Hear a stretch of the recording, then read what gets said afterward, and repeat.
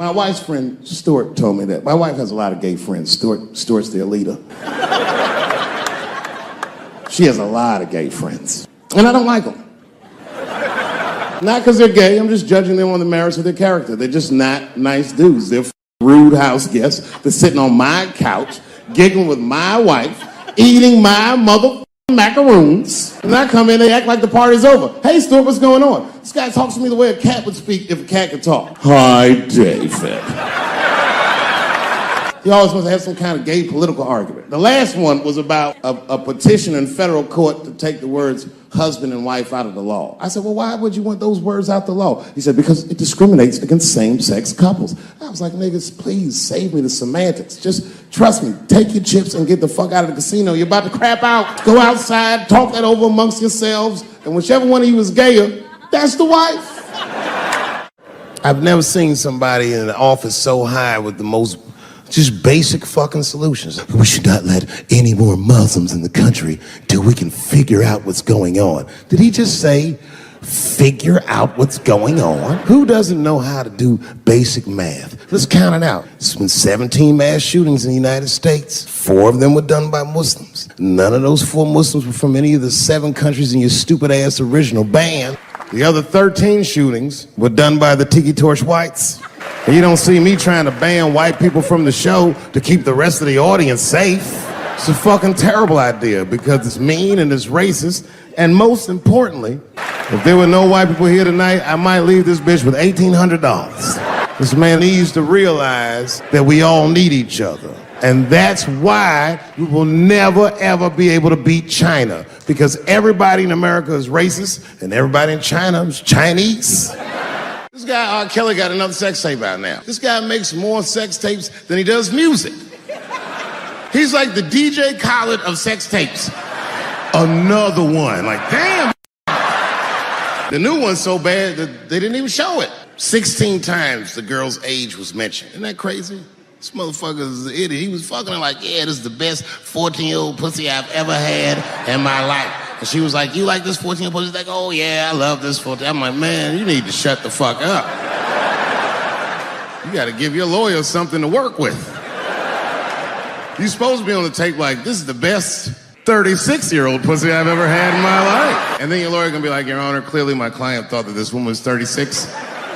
As he mentioned some 16 times in the tape. They gonna know you lying though, you know what I mean? Everybody knows no such thing as good 36-year-old pussy.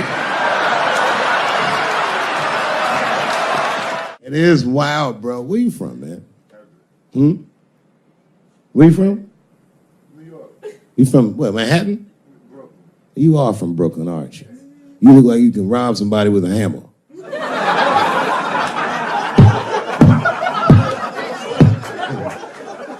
Brooklyn niggas rob you with shit they find around the house. I just got stabbed with a toothbrush. This nigga must be from Brooklyn. I'm fucking around. I think, okay, again, of all those letters, the T has the toughest road ahead. In fact, I think the T should stand for tough road ahead.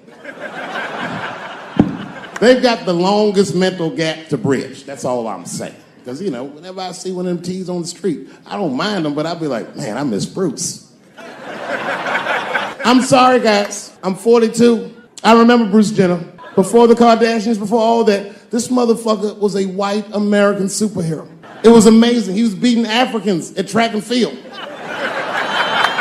We'd never seen anything like it. He was on my cereal box growing up. You know how much of that cereal I ate, nigga? I didn't know he was gonna do that. I knew before you guys knew. I heard things on the street in Hollywood. You know, you just be out, see people. Hey, what's up, Kanye? Why the long face? Nigga, you'll see. Got 2 mother-in-laws now. There was a big dance coming up in the middle school. I was 12 years old. I said, Dad, can I go to the dance? He said, of course you can go to the dance. I want you to get out and meet some more kids. I said, great. It costs $3 to get in. And my dad said, ooh, sorry, son, I don't have it. I was like, what the fuck? You don't have $3? Well, then how are we alive, Dad? Dad said, if you want to go to the dance bad enough, I'll tell you what. If there's some money in the change jar, get the money from there. I was 12 years old. That's what I did. I showed up to the dance early. There's a long line of kids waiting behind me while I'm at the door trying to count out 300 pennies to get inside. I will never forget this shit as long as I fucking live. Oh, man, you know, if you've been poor, you know what that feels like. You ashamed all the time. Feels like it's your fault. And all them kids was laughing, ha, ha, ha. Look how poor Dave Chappelle is. Like, when I think back at it, that's really the only time in my life that I ever thought to myself, I should kill everybody at school. No, this is what I mean. Okay, look, okay, you're an Asian dude. No, I say this with no disrespect, but we're all Americans, right? And we can agree that America has a huge body count all over the world, but nowhere more than Asia. Literally, if you look at history, recently, we have bombed the masculinity out of an entire continent. We dropped 2 atomic bombs on fucking Japan, and they've been drawing Hello Kitty and shit ever since. There's a lot of lady boys in the wake of our bombs, and I know these things because my wife is Asian. She's Filipino. All right, well, okay, so that explains it. Now you know why you see me at all those Filipino events. I'm not there picking up pussy, I'm dropping some off.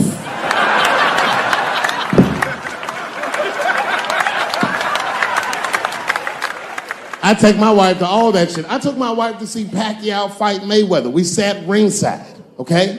That was a quiet car ride home. That's what that was.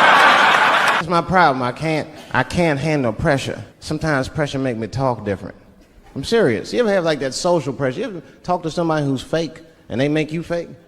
Like, they come to you like, hey, how you doing? You're like, fine, how are you? And you're like, I don't even talk like that. I get sick of that shit. I do, it just makes me sick. Sometimes I'll talk crazy just to make myself feel better. You ever do that? Just start talking like crazy. Like, you ever hear this voice? Man. That's how bad guys used to talk in the 40s. In the old days. See, I talk like that. Not all the time, but if somebody put the pressure on me, fuck it, I gotta cut loose. Like the police pull me over, I'll talk crazy. Son, do you know why we pulled you over? Nah, because I'm black, see, that's right. Nah. It's not illegal to talk like that. How do they know I don't talk like that every day? Stop talking like that. Stop talking like white copper. Nah. I see my age in my children. I came home from the road. This is not long ago. I've been gone for, if you can picture, I was gone for weeks and weeks. And when I came back, nobody was home. Now, one person in my family thought that maybe I'd like to see them when I got back. Like, they knew when I was coming back, but they just weren't home. And that shit was a wake-up call. But an empty house, that's some cold shit. And I went into my oldest son's room. I was like, hello, hello. He was gone. And I'd never done this to him before, but for some reason I just did it. I just looked through his shit. Just to see who this motherfucker was becoming. And I found these notebooks and I started going through the notebooks and it was all this wonderful poetry in them. And then I looked through his drawers and I opened up his middle drawer and I found this rolling paper. And I looked down at them papers like, oh, that's where that poetry's coming from. I'm doing a show somewhere, and I'm on stage, and I was a little drunk, you know. I figured to be safe, because, you know, everybody's phones are locked up. And I went in on this kid. I was talking all kinds of shit. Now, I didn't know that there was a journalist in the audience. Took impeccable notes. He told everybody everything I said. He was even putting the jokes in the headline. The headline said, Dave Chappelle says he wants to smash a dollhouse over Juicy Smouye's head. And I thought for sure when I read that headline, I said, well, that's it for me. I'm canceled. Lucky for me, that very same day, the Chicago police caught the motherfucker that actually did it. And hilariously, they were both Nigerian. Not only were they not white, they were very, very black. They were Nigerian, which is the funniest shit. The whole story is funny. Gay people have a hard time doing that recently. Here we go. Here comes the deep water. No, recently I've noticed that. I noticed it with that Manny Pacquiao controversy. Yeah, no, it was now in the gay community's defense, Manny Pacquiao said some outlandish shit about gay people. Very, very not nice things that I won't repeat, but there was biblical verses and some analogies to animals. Wasn't a good look. Nike took his shoes immediately. which I thought was a little harsh. A little harsh. You know what I mean? Because he's, just because he's Asian. You know what I mean? Fuck, you gonna take shoes off Asian dude to appease a gay dude. You know what I mean? No? You don't know what I mean. But Asian people kind of know what I mean. No? No Asians in the front? No? No, this is what I mean. Okay, look. Okay, you're an Asian dude. No, I say this with no disrespect. But we're all Americans, right? And we can agree that America has a huge body count all over the world. But nowhere more than Asia. Literally, if you look at history, recently, we have bombed the masculinity out of an entire continent. We dropped 2 atomic bombs on fucking Japan, and they've been drawing Hello Kitty and shit ever since. There's a lot of lady boys in the wake of our bombs. And I know these things because my wife is Asian. She's Filipino. All right, well, okay, so that explains it. Now you know why you see me at all those Filipino events. I'm not there picking up pussy, I'm dropping some off.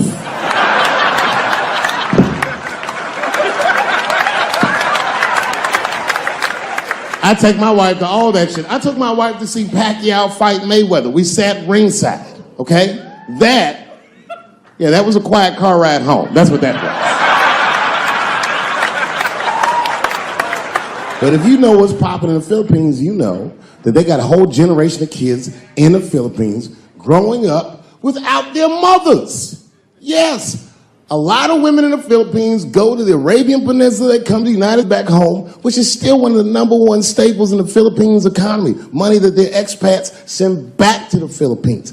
The men, on the other hand, are left rearing children, twiddling their thumbs, waiting on their wives' checks. These men have been fucking emasculated. And then suddenly, a boxer rises from amongst them and reinstates their manhood with his motherfucking fist. This is not the guy you're supposed to ask, what do you think of homosexuals? He's not your champ. Shit. That's why I don't have a sneaker deal, because if you say something that people don't like, they'll take your fucking shoes off. Road ahead. They've got the longest mental gap to bridge. That's all I'm saying. Because, you know, whenever I see one of them T's on the street, I don't mind them, but I'll be like, man, I miss Bruce. I'm sorry, guys. I'm 42. I remember Bruce Jenner. Before the Kardashians, before all that, this motherfucker was a white American superhero. It was amazing. He was beating Africans at track and field. We'd never seen anything like it. He was on my cereal box growing up. You know how much of that cereal I ate, nigga? I didn't know he was gonna do that.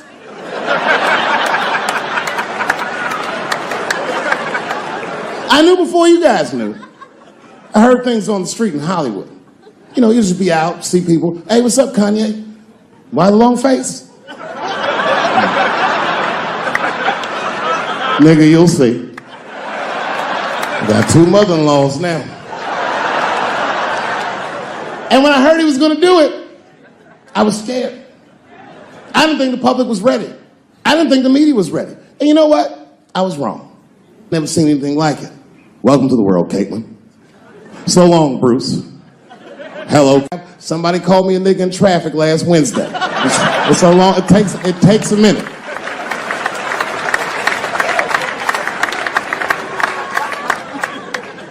My wife's friend, Stuart, told me that. My wife has a lot of gay friends. Stuart's their leader. She has a lot of gay friends. And I don't like them.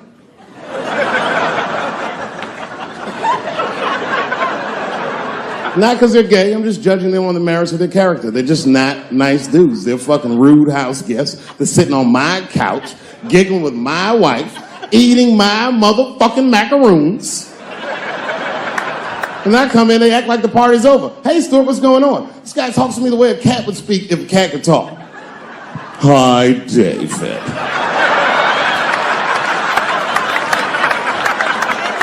Stuart, what's all the beef, man? What's going on? He always wants to have some kind of gay political argument. The last one was about a petition in federal court to take the words husband and wife out of the law. I said, well, why would you want those words out the law? He said, because it discriminates against same-sex couples. I was like, niggas, please save me the semantics. Just trust me, take your chips and get the fuck out of the casino. You're about to decide, talk that over amongst yourselves, and whichever one of you is gayer, that's the wife.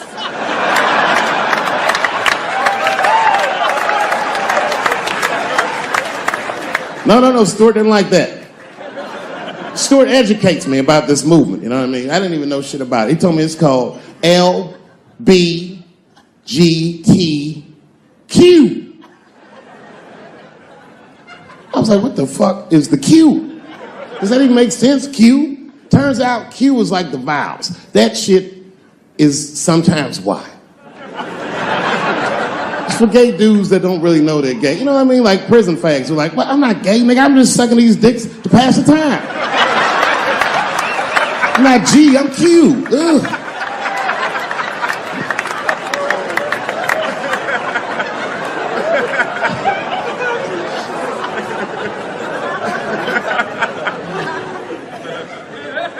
I think, okay, again, of all those letters, the T has the toughest road ahead.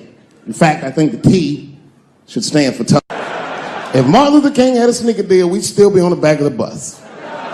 They always true, the Nike exec come up, hi, Martin, we need you to tone down the talk of civil rights and blacks being humans. It's upsetting our southern distributors. But I don't understand.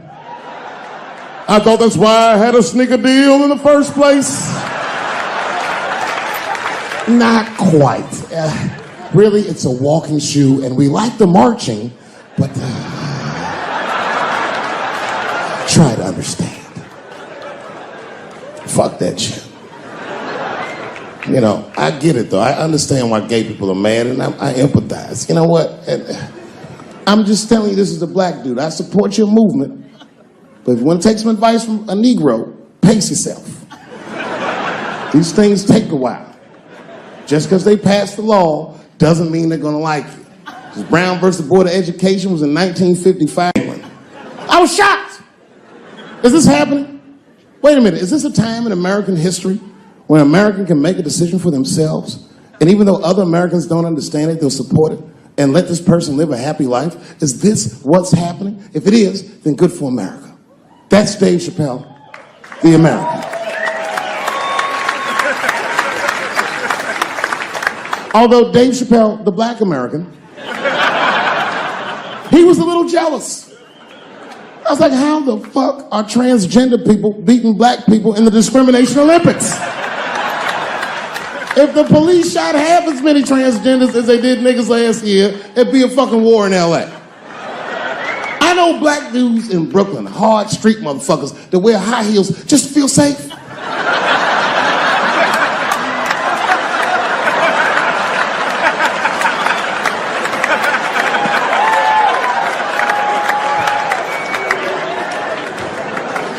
Transgenders are gangsters.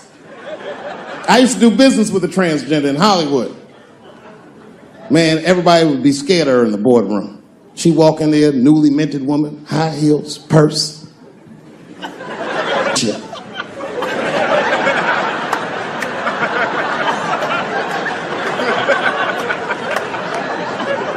And then she walked to the head of the conference table, stare at us all, reach in the purse, pull her old dick out and throw it on the table.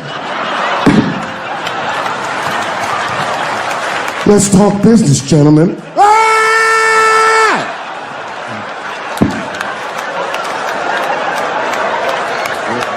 Shit is scary as fuck. If your best friend pitched that to you, you'd be horrified. Yo, nigga, let's go to the hospital and cut our dicks off and make pussies out of them shits. What? Can't we just get matching jackets or tattoos or something? Sure, that's what you want to do? There's only one way to find out, nigga. Wu-Tang, bow, bow. Let's go to the club and trick niggas into fucking us, yeah. I know it's fucked up, but I tell you the truth. You know, everything's funny. Everything's funny till it happens to you. 3 months A mere 3 months after that terrible attack that Chris Rock endured, I was on stage at the Hollywood Bowl, and a lunatic jumped out of the crowd and attacked me. Now, I gotta tell you, if it happens to you, you don't even know what the fuck is happening. It was like slow motion. I just looked over. I don't know this nigga. And I just looked and said, oh my God, I'm being attacked. And this motherfucker was ragged. He jumped at me. He was like, ah! I'm old, but I'm fast. I caught this motherfucker's head with my hand and pulled his hoodie over his eyes. I can still feel his head in my hand. It was spongy. He had been growing dreadlocks. Not the beautiful dreads that Rastafarians grow. These were accidental LA homeless dreads. This shit had leaves and sticks and bottle caps and shit in it. Some kind of grease. I was like, ugh, like this. And then I fell down. And he knocked me all the way on the ground. And I was like, man, this is a bad situation. I'm like, I don't know if I'm gonna die or what's gonna happen. But in that moment of vulnerability, you know what occurred to me that had never occurred to me before in my life? In that moment, it occurred to me that bodyguards should not wear dress shoes to work. Travis! This nigga Travis came out slipping and sliding on some kind of beautiful loafer and fell flat on his back. Bop. I said, oh my God. Now both of us are down. I gotta handle this shit myself. So I popped that back, boom. And then the kid that knocked me down, he popped out, boom, and we looked at each other and realized at the same time, I was bigger than him. And that motherfucker took off running. And I started to chase him, and I said, fuck him. And I picked the microphone up. I said, I'm gonna finish this show now. That's right.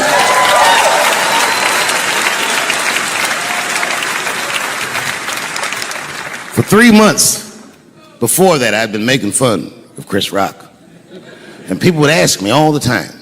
They'd say, Dave, what would you do if you were Chris Rock and Will Smith slapped you in the face? And to this day, the answer is the same. Well, I don't know what I would have done. I've never been in a situation that extreme. But I do know now what Will Smith would not have done. And that is enjoy the rest of his evening. Man, listen. We gave that kid a good while. We was whooping his ass. Not we, I mean, I was on stage trying to think of a joke to tell, but they was beating this nigga up right behind me. Everybody could see it. Everybody could see it. And I'm sitting up there trying to think of what to say. And I'm tongue-tied. Me, of all people, can't think of anything to say. Look at my karma. Just that moment. Of all the people in the world, Chris Rock walks from backstage, walks up to me in front of 20,000 people, grabs the mic out of my hands and looks at the crowd and goes, was that Will Smith? Man, motherfuckers fell out of their chairs laughing. I was standing there looking stupid. I was fucking furious because I'm thinking in my mind, nigga, this is my attack. You got attacked 3 months ago. Now you have jokes. So I snatched the mic back from Chris and tried to get one off, but my shit did not go good at all. I didn't know what to say. I was just like, it was a trans man. And the crowd was like, boo. It's LA, we like trans people, boo. I know, I felt so bad. I felt so bad. But I know why I did it. You'd have to be there to understand, but man, when that guy tackled me, it was like it's like a movie or something. You gotta picture this. Picture a famous person you like. Every famous person you could imagine was at that show. It was like the biggest night that Hollywood had ever seen. And when that guy tackled me, he cleared the bleachers. I had to watch the tape afterwards to know this happened, but as soon as he tackled me, Jamie Foxx was the first motherfucker that jumped out of the crowd. He was wearing a white cowboy hat like he knew this shit was gonna happen to him. Never seen this nigga in a cowboy hat before. And Jamie started chasing that motherfucker around like any given Sunday. And that kid was fast as shit, was juking and shaking, and he broke Jamie's ankles, and he just kept running. And then Jon Stewart from The Daily Show ran from backstage and jumped at this motherfucker like Super Jew. He was like, ah! And the kid seen John coming, so he jumped back, and John went flying that way. And this kid was fast, and then he turned around. He sees the emergency exit. He starts running for the emergency exit. Just before he got to the door, motherfucking Puff Daddy from Bad Boy Records jumped in front of the door. That nigga was like,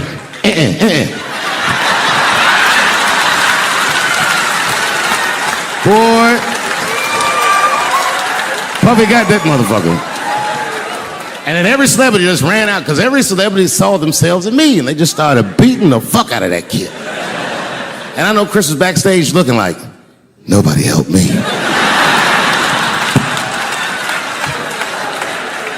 Everybody hates Chris.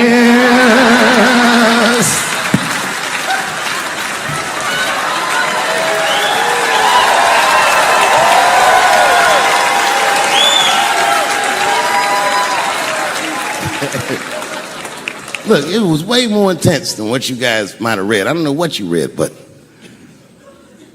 the kid, while we was beating on him, reached in his waistband, pulled out a .22 caliber pistol. That shit was mayhem. Everybody started screaming, oh my God, he's got a gun, he's got a gun. And then I got scared. I was in the back, but I was scared because I knew that everybody that was with me was armed. Yes, if they had shot and killed this kid on stage at the Hollywood Bowl, like I pay you to do, Travis.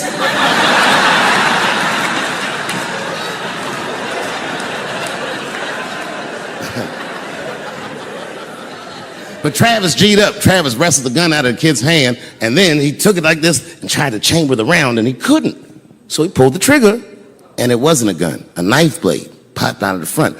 I guess this kid was gonna stab me. Some scary shit. So the next night, even though I didn't have a show, I said, I gotta get right back on stage. And I went and did a show. And someone in the audience screamed out, Dave, what happened with the attack? And I didn't know there was journalists in the room.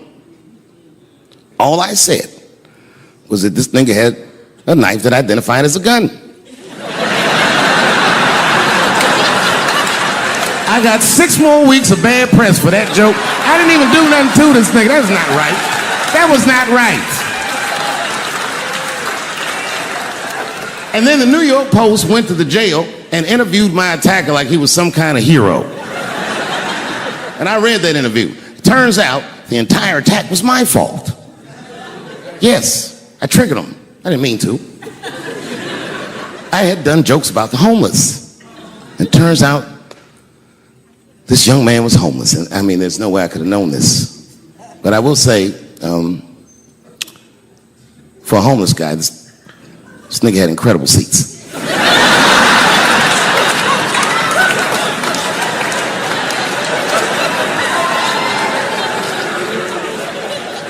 Oh, and they said I triggered him because I had done LBGTQ jokes, and it turns out this fella was a bee. That was the headline in the article. It said, Dave Chappelle's alleged attacker is bisexual. I said, alleged attacker? This motherfucker definitely attacked me. I'll show you the tape. He's allegedly bisexual. I'm gonna need to see him suck somebody's dick before I believe the rest of this article.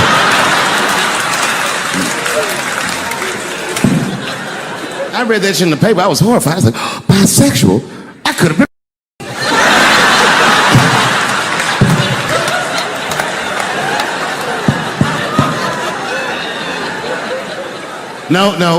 No, you know what though?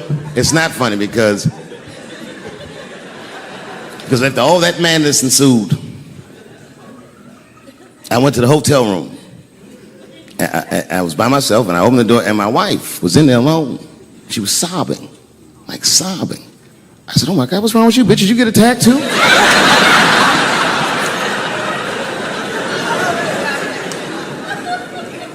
And she's crying. She said, oh my God, David.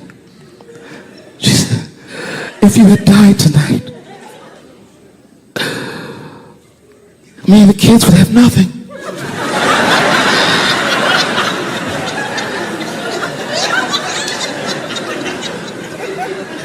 Then I knew it was serious. So I sat down on the bed next to her.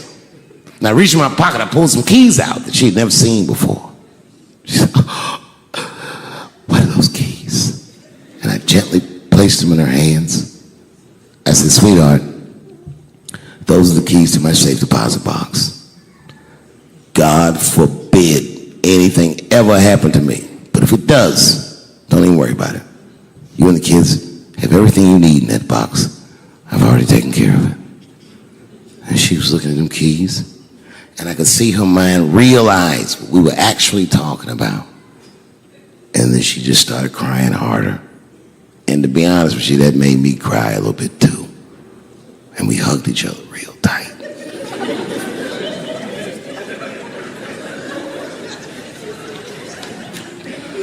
Do you know this bitch looked in the box while I'm alive and well? Who does that? Oh my God. And then she was mad at me. She said, God damn it, David, I opened that box. I said, you did? She said, yes, I did. And there was nothing in there.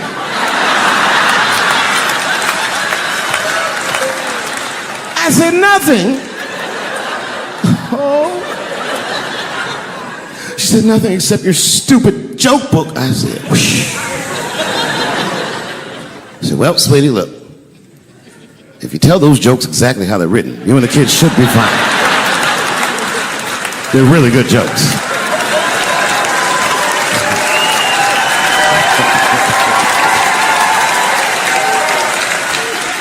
She's like, good jokes? What is this shit? Come join me in my watery grave. No, you gotta roll your throat. Join me in my watery grave.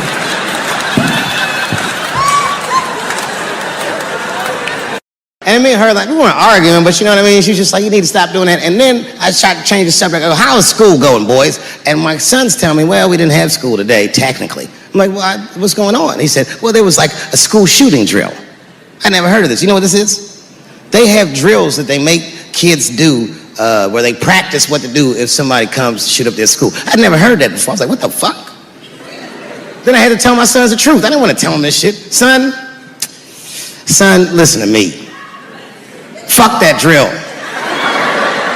Somebody comes to your school and wants to shoot it up, I'm just gonna be honest with you. You probably gonna get shot, nigga. I'm just being real.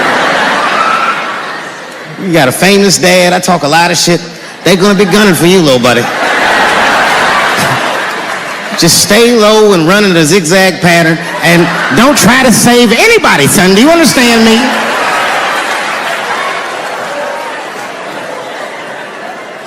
Why would you have kids rehearse for some shit they have no control over? All you're doing is training these kids to worry. It's the stupidest drill I've ever heard of. And while you're in there training them during these drills, well, aren't you training the shooter too? This nigga's in here listening and learning like the other kids. Sitting in the back. Where are we supposed to meet?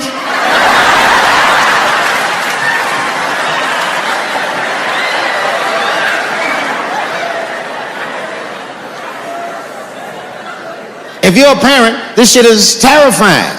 This shit is real scary. All the parents is looking at each other crazy. Because we know as parents that one of us is raising the shooter.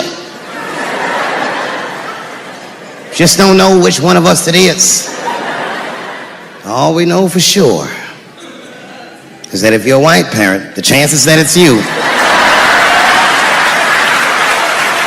is exponentially higher than the rest of us. Shooting up school is a white kid's game. It's fucking crazy. You know, I hated school too. It never occurred to me. Kill everybody in school? It's fucking crazy. Just do what I did, nigga. Try some things. Have you skipped school, nigga? Skip school. Take a walk and meet some other kids. Fuck school, nigga. Try drugs. Have you tried drugs out, nigga? That might...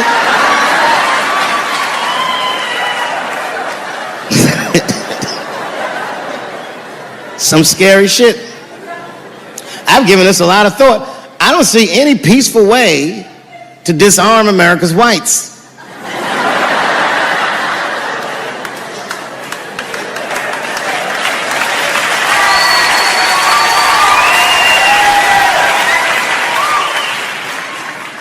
There's only one thing that's going to save this country from itself. Same thing that always saves this country from itself. And that is African Americans. Right. And I know the question that a lot of y'all have in your minds is, should we do it? Yeah, fuck yeah, we should do it. Listen, no matter what they say or how they make you feel, remember, this is your country too. It is incumbent upon us to save our country. And you know what we have to do. This is a fucking election year. We got to be serious. Every able-bodied African American must register for a legal firearm.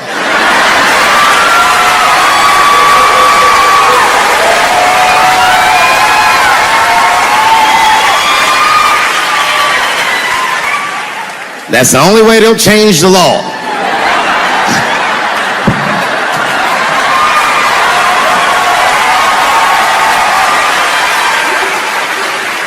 I hate guns, personally. I can't stand them. Yeah, but I have several. I don't want them, but I feel like I need them. Don't forget where I live. I live in Ohio. And anyone that knows anything about Ohio knows that even the word Ohio is an old Native American word. It means, literally, land of poor white people.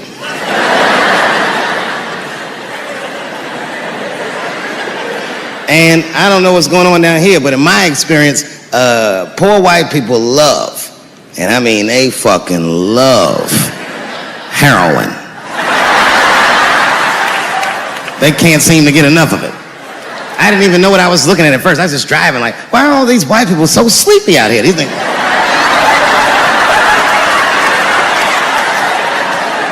It's really bad. As a matter of fact, I was coming out of a nightclub the other night in Dayton, and I'd parked my car in the alley, and no one was out there. I didn't have no bodyguards or nothing. I was home. I figured everything was fine. And as soon as I opened my car door, all by myself, suddenly one of these heroin-addicted whites just pops out of a trash can. It scared the shit out of me. I screamed, ah!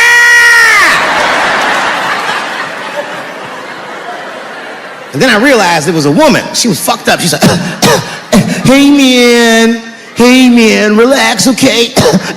I'm sick, all right? I need some drugs, man. Please, I'll suck your dick for $5, man. I was like, ugh.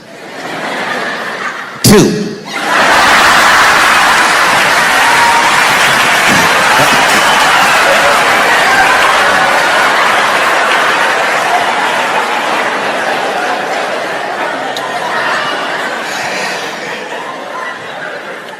Obviously, I'm joking.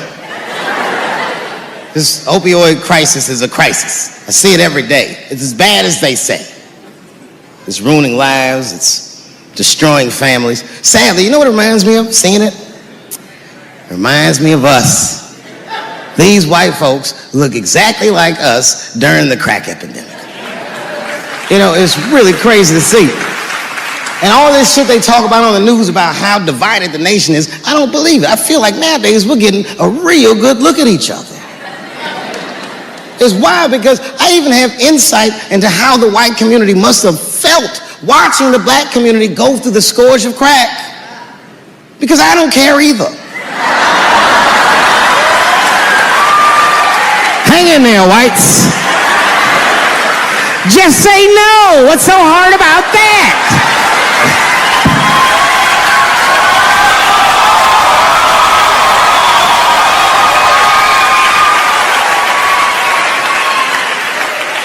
Remember when y'all said that to us? But it's okay. There's no grudges. Now you finally got it right. Once it started happening to your kids, you realize it's a health crisis. These people are sick. They are not criminals. They are sick.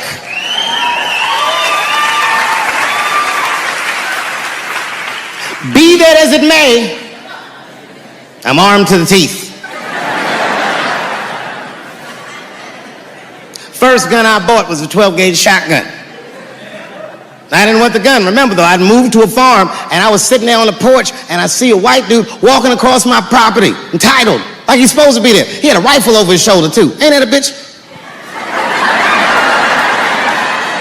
I said, what the fuck is this guy doing on my property? I was mad as shit, but I was unarmed. So I ended up just waving to this motherfucker like a bitch. I was just like...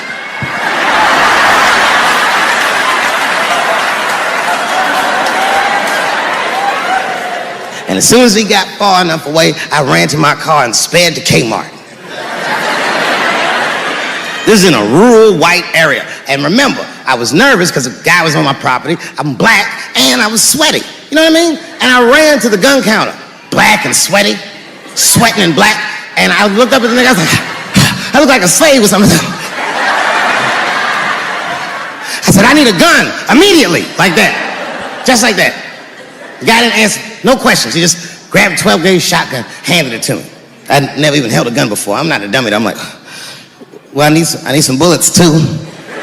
And the guy reached under the counter, put 2 box shells on the counter. He said, all right, buddy, which box do you want? And I didn't know. One box had a picture of some ducks on it. The other box had a picture of some deer. I said, well, what's that box with them ducks? He said, oh, that there's birdshot. And then he goes just like this, I'm not exaggerating, he goes, that won't kill a man.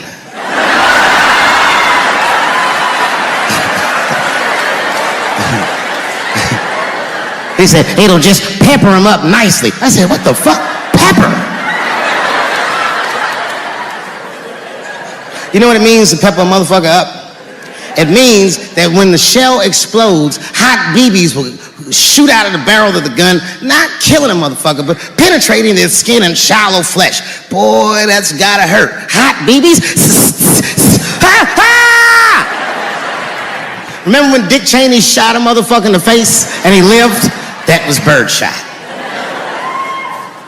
I said, well, what's that box with the deer on it? He goes, oh, that there's buckshot. That'll put a hole in the goddamn truck if you wanted to. Dave Chappelle.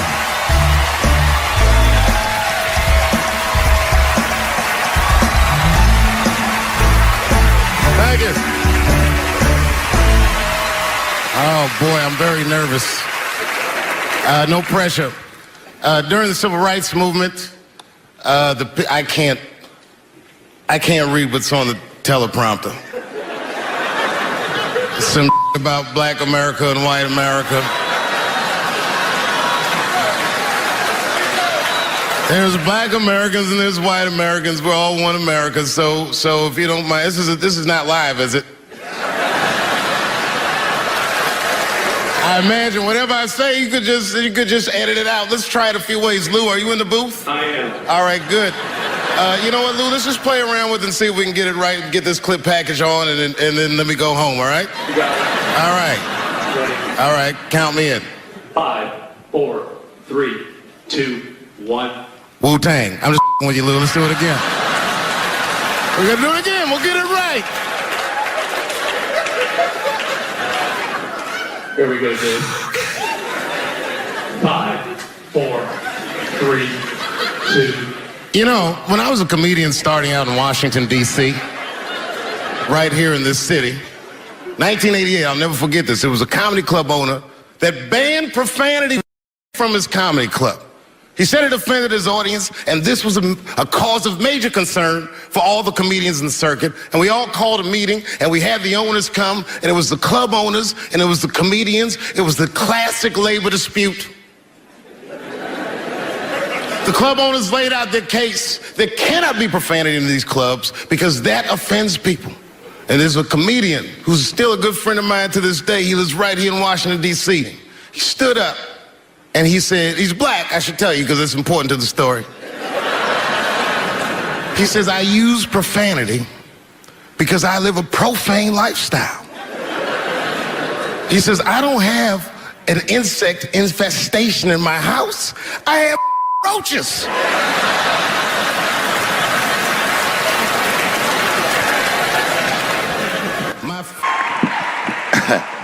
Man, I gotta tell you, when I was sitting here watching what all the other honorees have done with their lives, I started feeling like shit. Like, this is terrible.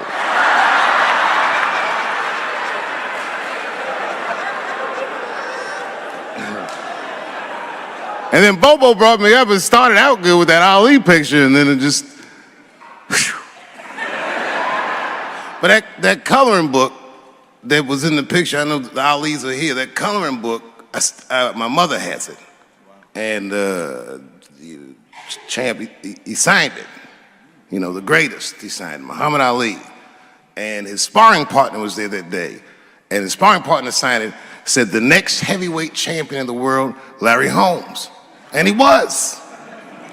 And 2-year-old Dave Chappelle colored all in that shit and just ruined the book.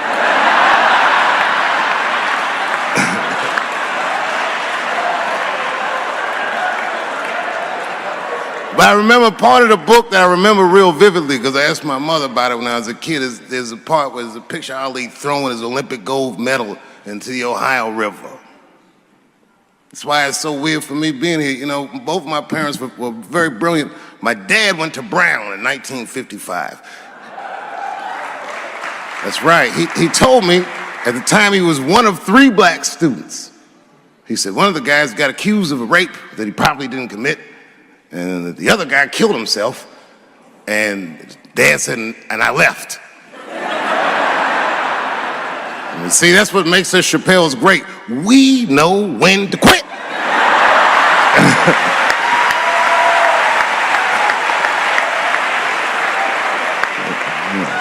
We all just live to fight another day.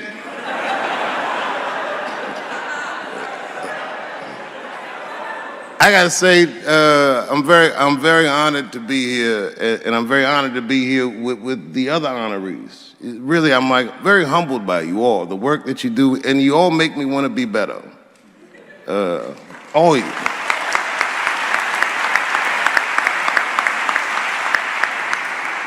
And you know, I was gonna stop doing stand-up for a while because 4 comedy specials in a year is like, that's a lot, you know.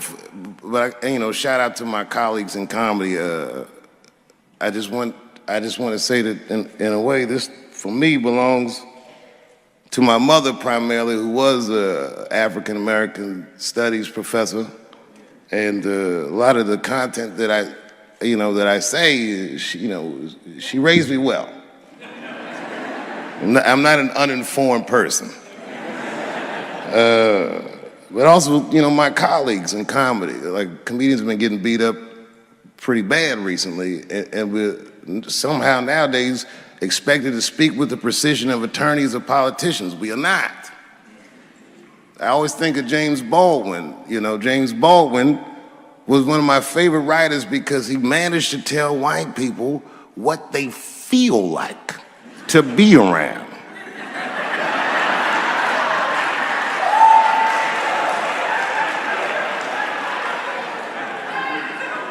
So I ain't gonna hang up my gloves yet. I think I got one more special in me. So to quote Baldwin, God gave Noah the rainbow sign. There's no more water, it's the fire next time. Thank you very much. Boy, this comes as a complete surprise.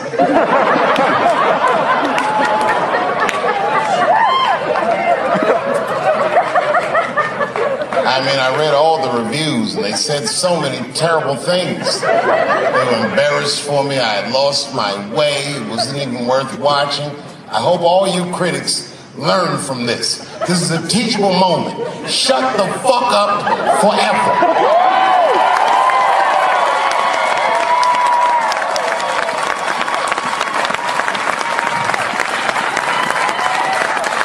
Two in a night.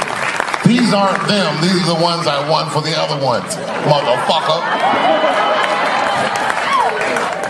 I would like to thank my editor who was nominated. Unfortunately, he did not win, but I couldn't have been more honored to work with Jeff Urin.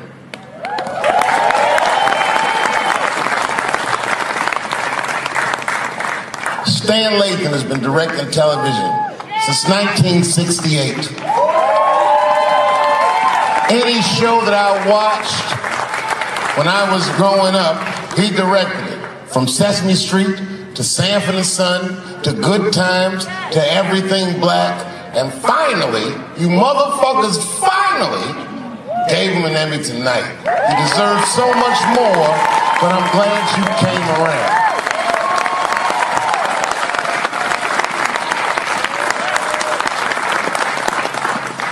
I'd like to shout out all the other nominees tonight. Tiffany Haddish and Patton Oswalt and Hannah Gatsby and Brother Mulaney. You guys are an inspiration to me, and I'm honored to be nominated with you. I'm sorry that you didn't win tonight, but who gives a fuck anyway? It's a special night because comedy gets to be itself. It's all we've ever wanted. I hope the war is over. We good? And as always, I'd love to thank my wife, Elaine.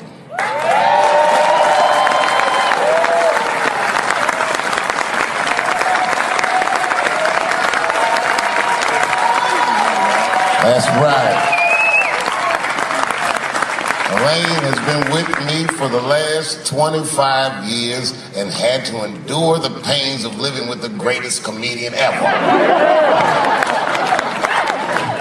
See you on Monday. Thank you very much. Good night. Thank you. Thank you. I like not knowing what's going to happen. I like making memories. Sometimes I do all this crazy shit around my colleagues just so that they can tell their friends I did it. But rather than talk about myself, just briefly, I want to just talk about my genre. Stand-up comedy is an incredibly American genre.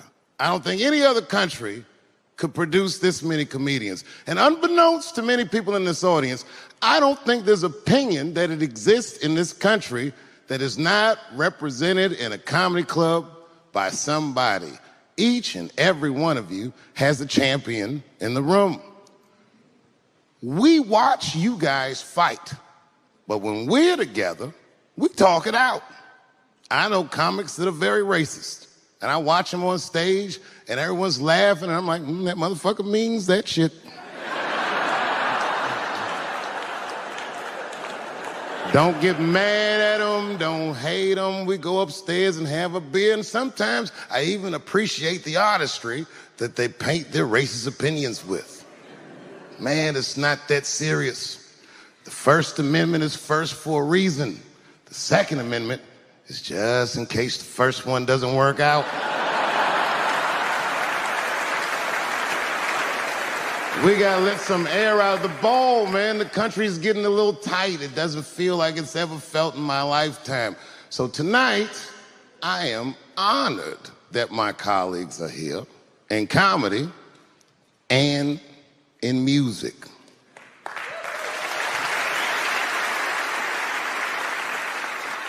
And I want everyone in America right now to look at me.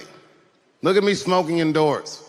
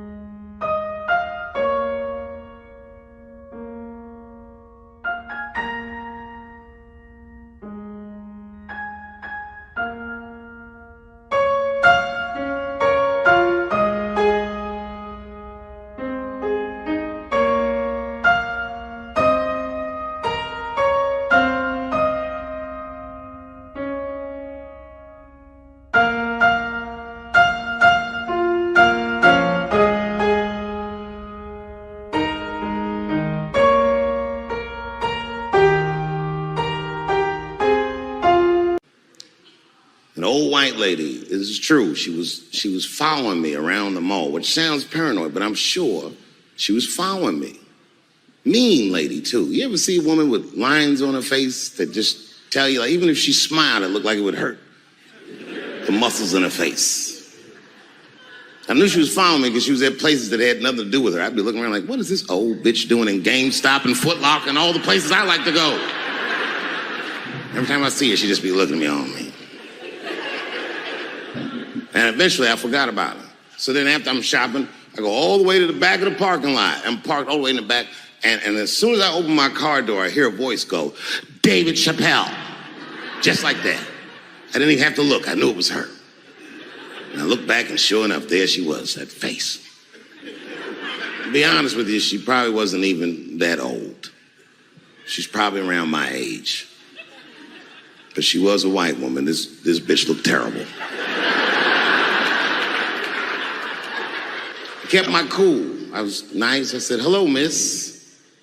And she didn't say anything back. All she said was, I watch your comedy. I said, uh-oh. And then she says, it's true. She goes, it sounds to me like you hate women. I said, well, you know what, miss? It's art. And you're free to interpret this art however you'd like. But I can tell you, as the maker of this art, that I don't believe that I feel that way. And she said, well, I think. And I said, shut up, bitch. Shut the fuck up. Before I kill you and put you in the trunk. Ain't nobody around here.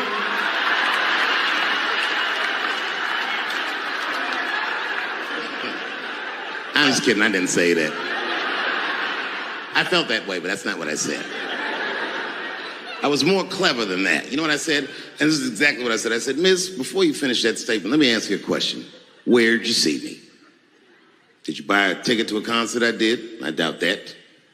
Or maybe you watched one of my specials on Netflix. Or did I follow you to your car and do my act? She said, what? I said, keep it in the comment section. Bitch, this is real life. Ta-ta.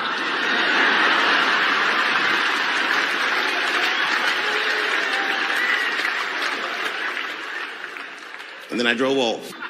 You can see it. You ever have this happen? This is how confusing it is. This is the practical application of what I'm talking about. Like a guy be out, this happened to a lot of guys. You be out at a club, bar, right? You're kicking with your boys, and a girl walks by, and man, she looks good. She looks good. Not good in that classical way. I mean, you know, I'm talking good, like she got half her ass hanging out her skirt. Her titties are all mashed together, popping out the top of her turtleneck and shit.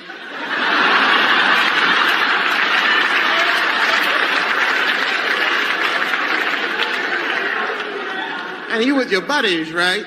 You with your buddies, you got a couple drinks in you, and you see a girl, you might try to talk to her. This might not come out right. I don't know what you say, but damn, look at them titties! The girl gets mad at you. Oh, wait a minute. Just because I'm dressed this way does not make me a whore. Which is true. Gentlemen, that is true. Just because they dress a certain way doesn't mean they are a certain way. Don't ever forget it. But ladies, you must understand that that is fucking confusing. Just is. Now that would be like me, Dave Chappelle, the comedian, walking around the streets in a cop uniform. Somebody might run up on me. Oh, thank God. Officer, help us. Come on, they're over here. Help us. I'm like, oh, just because I'm dressed this way does not make me a police officer. You understand what I'm saying? It's like, all right, lady, fine. You are not a whore. But you are wearing a whore's uniform, I'll tell you that shit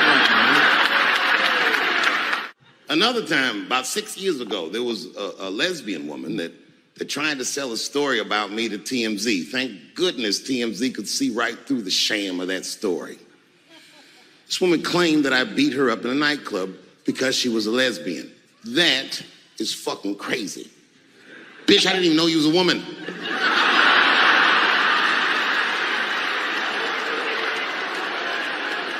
Thank God TMZ didn't believe that. Because I did beat the shit out of her, I'm not gonna lie.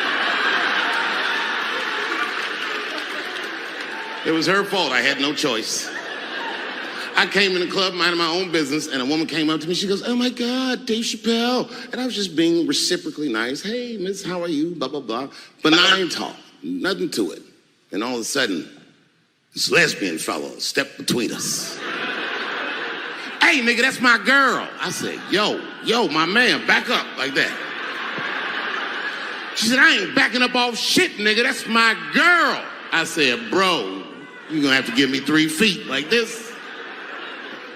She said, stop calling me a man, motherfucker. I'm a woman. I said, what?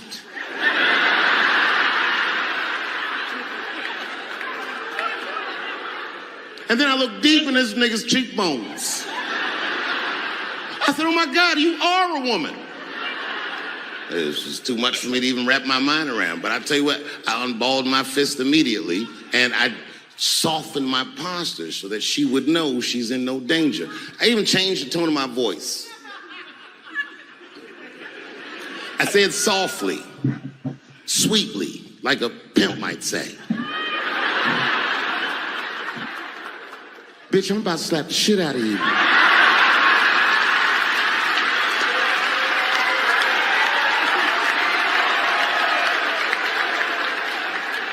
I should have done it. Oh, I wish I didn't say that. She dropped that foot back. Boop. She was in a perfect southpaw stance. Her shoulders were angled correctly. Her head movement was good. I said, oh no! This bitch boxes for real. She threw a wild hook at me, and I saw it coming from yesterday, so I slipped it like this. I had no choice. I had to go to work. I let that jab go. You should have seen me go, nigga. I tenderized them titties like chicken cutlets.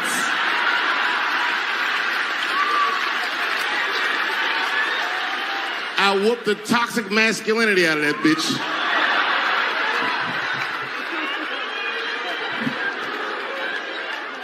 I'm sorry, ladies, It is very, very common, as Dave Chappelle said, it is very, very common for people to confuse a woman, especially the way she dresses, like how Dave Chappelle talked about how the lady dresses kind of way her bum was showing out a little bit, and guys feel that she just an easy piece of meat. It is very, very common about it, and people always say this: the way you dress, that is how they're gonna address you, right? So if you tend to dress in a certain way, you have higher chances of people addressing you with the way you dress. So one way to alleviate such challenges is to dress modestly, dress appropriately, so that people don't judge you from the way you dress.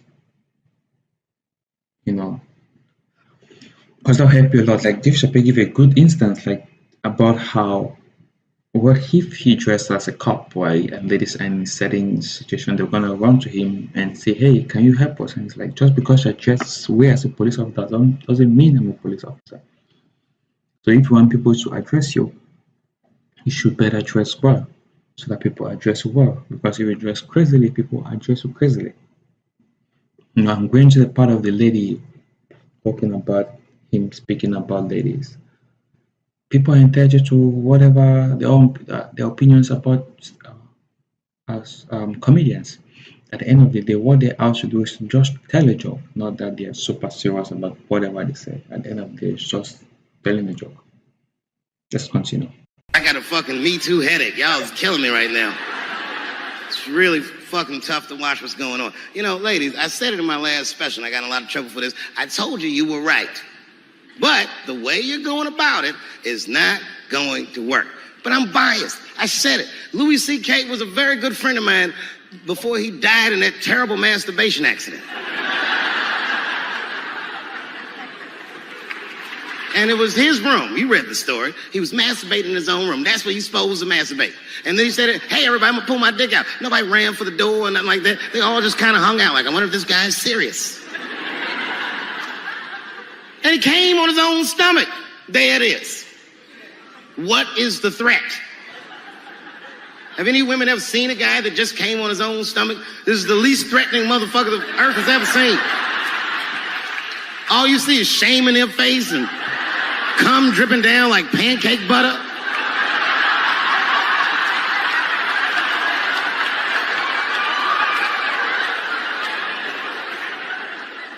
He didn't do anything that you can call the police for. I dare to try. Call the police on him. Hello, police? Yes, I am on the other line with comedian Louis C.K. and I think that he is masturbating while I'm on the phone.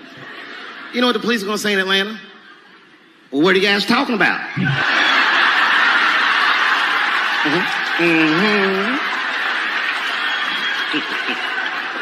Thank you very much for being here. But before I start tonight, I just wanted to read a brief statement that I prepared. I denounce anti-Semitism in all its forms.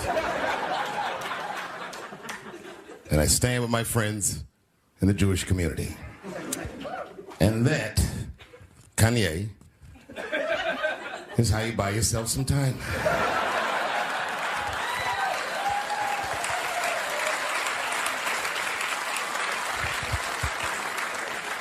I gotta tell you guys, I've probably been doing this 35 years now. And early in my career, I learned that there are two words in the English language that you should never say together in sequence. And those words are the and Jews. I've never heard someone do good after they said that.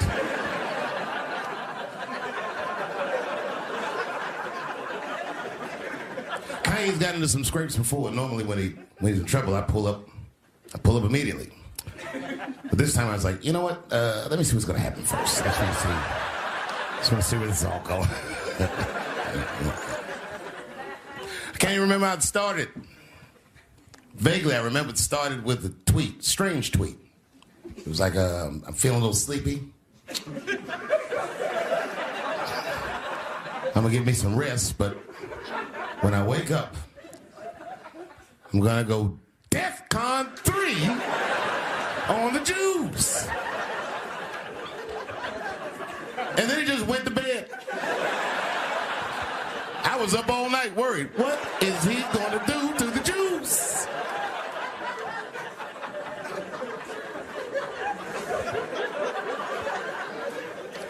I grew up around Jewish people. I have a lot of Jewish friends. So I'm not freaked out by your culture. I know a little bit about it just from hanging around. I'd be like, yo, let's go out at school tomorrow. They'd be like, we can't go out. It's Shanana tomorrow. I'd be like, where? What is Shanana? I had so many questions. Why do some of your people dress like Run DMC?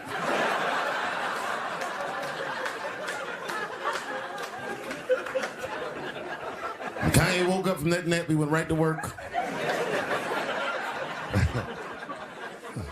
A year ago, I'd seen him on a podcast called Drink Champs. Great show. And it was an amazing appearance. Noriega and them were there, the rappers that I love, and they all had their gold chains and stuff on. And Kanye said, only millionaires wear chains. They said, what? He said, I'm a billionaire. Billionaires don't wear their money on their body. I tucked my chain and I said, oh, snap. That's right. It was a good appearance. It was fun and funny. But when he woke up, he went on Drink Champs again. This time, he was on one. He was mad about something. He said, I can say anti-Semitic things, and Adidas can't drop me. Now what? Adidas dropped that nigga immediately.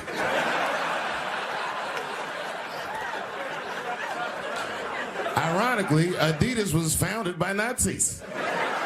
And they were offended. I guess the student surpassed the teacher.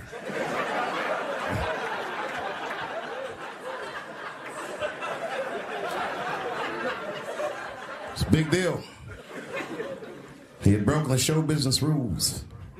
There's just a rule. You know, the rules of perception. If they're black, then it's a gang. If they're Italian, it's a mob. But if they're Jewish, it's a coincidence, and you should never speak about it.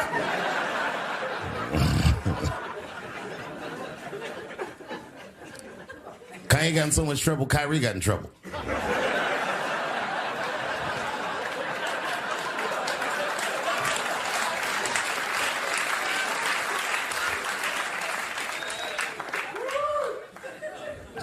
Kyrie Irving posted a link to a movie that he had seen on Amazon. No caption on the post or nothing like that. But apparently this movie had some, I don't know, anti-Semitic tropes or something. And it was some weird title like From Hebrew to Negro or something.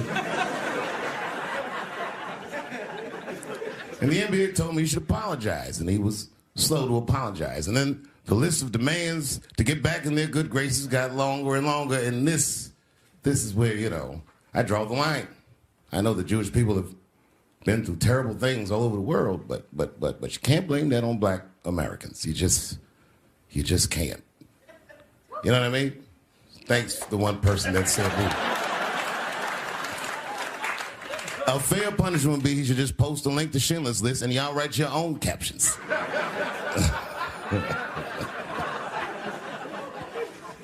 Kyrie Irving's black ass was nowhere near the Holocaust. In fact, he's not even certain it existed.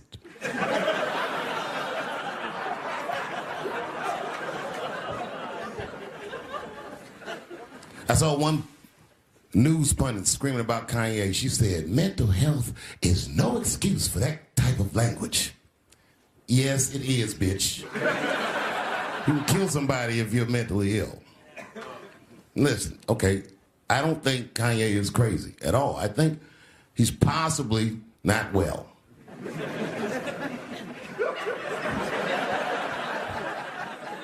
Well, I've been to Hollywood. I don't want y'all to get mad at me. I'm just telling you. I've been to Hollywood. This was just what I saw.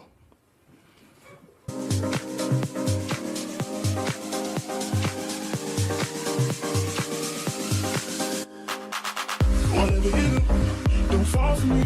Don't put your trust in me. Don't even lie for me. I want you, honey. I don't get it. It's a lot of juice. Like a lot. But that didn't mean anything. You know what I mean? There's a lot of black people in Ferguson, Missouri. Doesn't mean we run the place.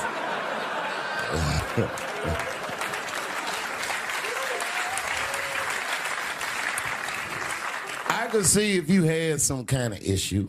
You know what I mean? You might go out to Hollywood and you might start connecting some kind of lines, and you could maybe adopt the delusion that the Jews run show business. It's not a crazy thing to think. But it's a crazy thing to say out loud in a climate like this.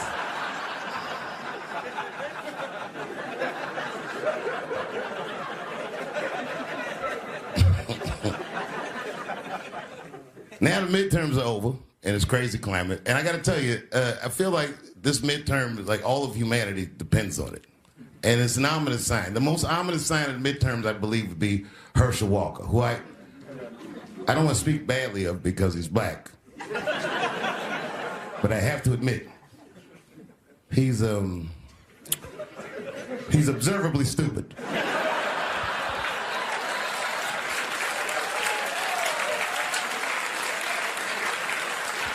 Even when he's not talking, his mouth be open a little bit like. He's the kind of guy that looks like he thinks before he makes a move on tic-tac-toe.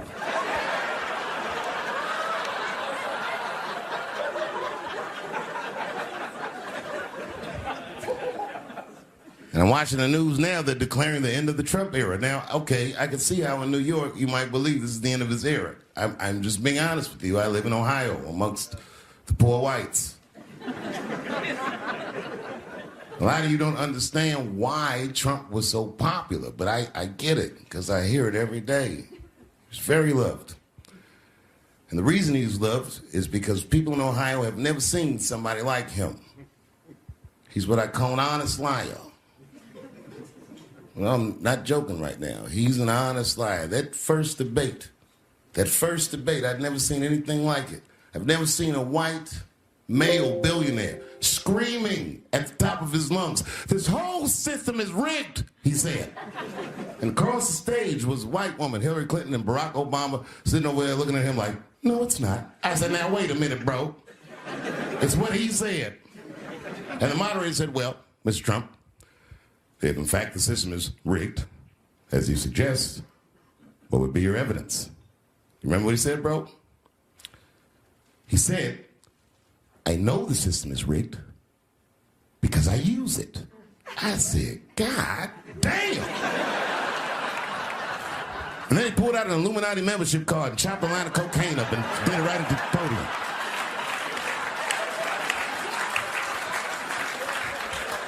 No one had ever heard someone say something that true. And then Hillary Clinton tried to punch him in the taxes. She said, "This man doesn't pay his taxes." He shot right back. "That makes me smart."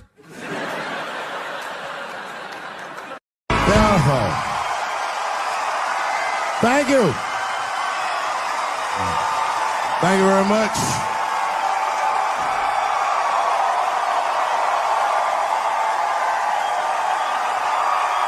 Thank you. What's going on? Good to see everybody out here tonight. Thank you. Hey, have a seat. Everybody be comfortable and relax. Oh my gosh, good to be back in Austin, Texas. It's good to know that plaid is back in. Most of the dudes I meet around these parts are dressed like a dyke in New York, so I'm glad to see that.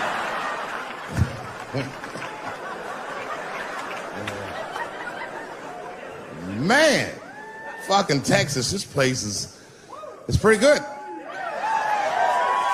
Pretty damn good. You know, I was in Santa Fe the other night and a motherfucker threw a banana peel at me. Yeah, that didn't feel so good. Of course, it was a white person.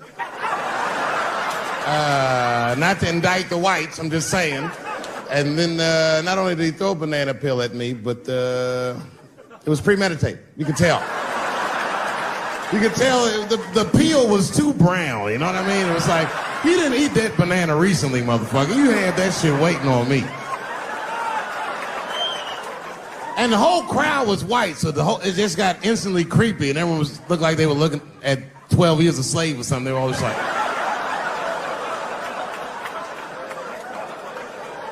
who the fuck does that? And then they arrested the guy, which was... I said, someone's gonna fuck you in the butt in the holding cell. You know that, right? Can't just be throwing banana peels at Dave Chappelle. They're not gonna let you get away with this.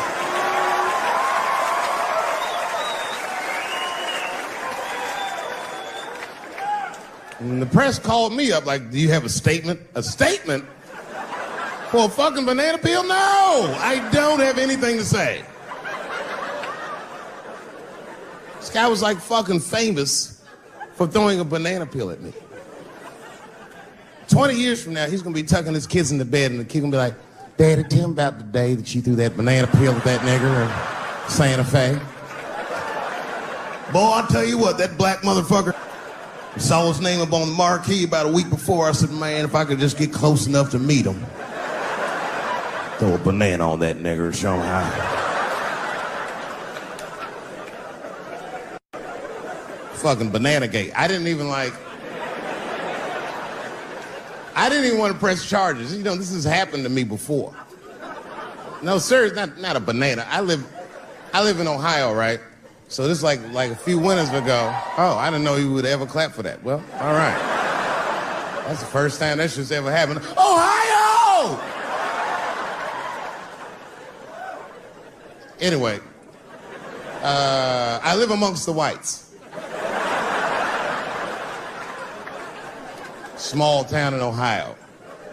And it was wintertime, and it had snowed recently, so there were huge snowdrifts on the street. I was walking with my sister. Now, my sister was dressed in all Muslim garb, as were her children. And I was dressed as Dave Chappelle.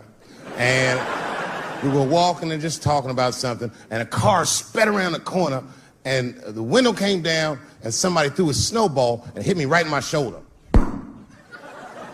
I didn't know what was going on. Why was this happening? Because I'm black, because she's Muslim, because I'm Dave Chappelle. I couldn't tell. But again, I knew it was premeditated. Because who the fuck has a snowball in a warm car? Way through, lady, because he went around the corner and got stopped at the red light. He was caught in the traffic. So now I ran out into the street and I just tapped on his window. Hey, my man, can I just talk to you guys for a second? Come on out for a second. I just want to talk to you. There's 4 young white dudes in the car. They're like, just chill, bro. I said, relax. I just want to talk. Now, this is an old black trick. Really, I didn't want to talk. I was going to fuck them up. So, if you're ever caught in traffic and a black guy starts saying he just want to talk to you, don't open the door, nigga. And even if he's me, smiling at you.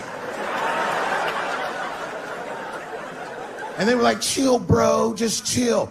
And then the one guy in the back seat, I don't know what, he was just cockier than his friends. He was like, fuck it, man. I'll get out the car. And I started yanking on his door. Let me help you, motherfucker. Let me just help you out. And I didn't notice his window was down. And he threw a snowball that shit hit me right in my chest. Pow. He said, fuck you, you fucking nigger. And then the light turned green and they sped off. And I smiled from ear to ear. I looked at my sister and she said, I got the plates. And I was happy as shit because throwing a snowball at a motherfucker is a misdemeanor assault. But if you call him a nigger, and me and my sister start dancing, we gonna send this motherfucker to jail. Now, I didn't notice it, but while I was yelling at him, a crowd of all white people had formed because it was an all-white town. And I was like, uh-oh, I thought I was gonna get jumped. And one of them white guys stepped out and was like, I didn't like that at all. This is not what this town represents. I don't want this goddamn stuff in my vicinity. And another white guy was like, yeah, I didn't like it either. And then an old white guy stepped out of the crowd and said, young man, if you're going to fill out a police report, I would like to come with you and do the same. I said, you guys would do that for me? And the whole crowd said, hooray! I said, come on, y'all. I look like Malcolm X going to see Brother Johnson with a trail of white people.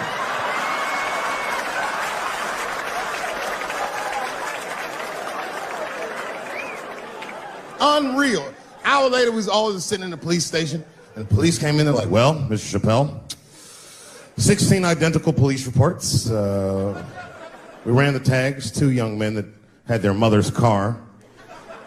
We have all 4 suspects in holding. Their mother is here. It's up to you. Whatever you want to do. If you want to press charges, we'll move forward. Sorry about that, officer. I'm a little flustered. I've never been in a position where I could decide the fate of white children before, but it's weighing heavy on me, sir.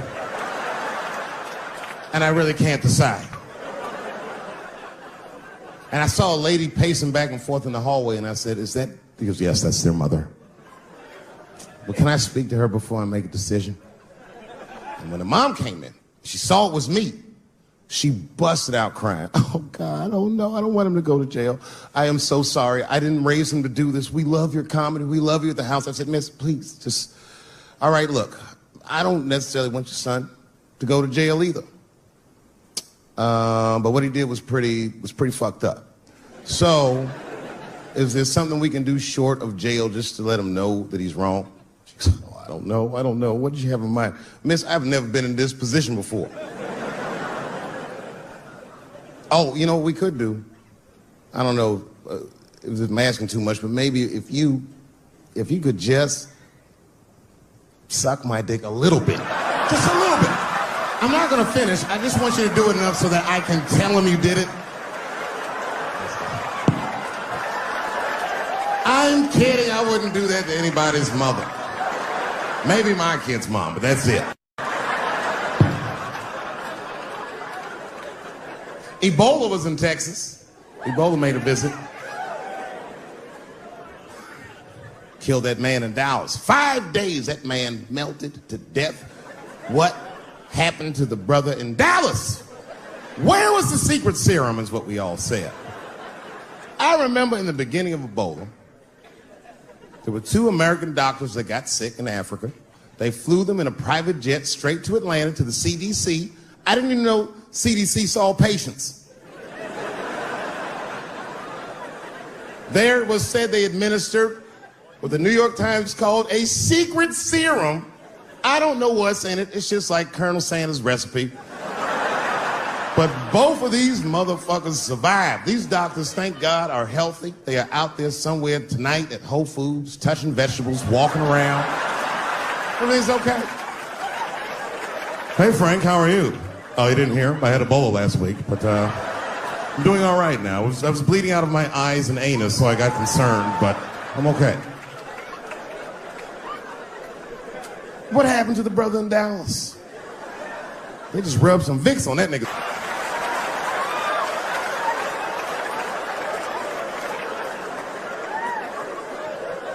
I knew he wasn't gonna make it. I already knew. Sad. I saw in the New York Times, they said Ebola is the new AIDS. Whew. Isn't that something? Here I am thinking that old AIDS was working just fine. And they already have a new AIDS out. Isn't that amazing how they do that? Isn't it weird how there's a disease that just starts in 1980 and it doesn't kill anybody but niggas, fags, and junkies? Isn't that a fucking amazing coincidence that this disease hates everybody that old white people hate?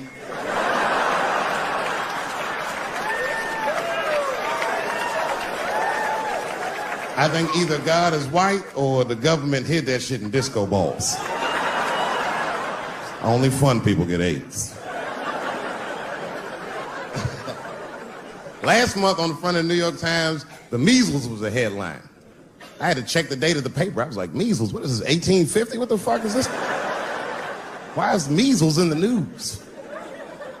Turns out they were trying to decide if mandatory vaccinations for children is the way we all want to go. Any thoughts? I'm sorry, ladies and gentlemen, I don't know. I don't know about this one. First of all, black people generally don't trust doctors. You know, after the Tuskegee experiments and all that shit.